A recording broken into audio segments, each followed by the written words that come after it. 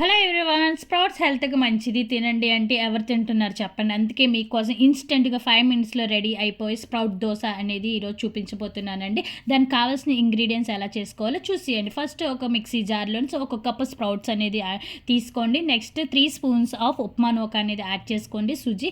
Next ఒక onion and కొంచెం అల్లం, 2 పచ్చిమిరపకాయలు, hand full of coriander leaves కూడా యాడ్ చేసుకోండి. నెక్స్ట్ గడ్డ కట్టిన పుల్లటి పెరుగు కూడా ఒక 3 స్పూన్స్ యాడ్ చేసుకోండి.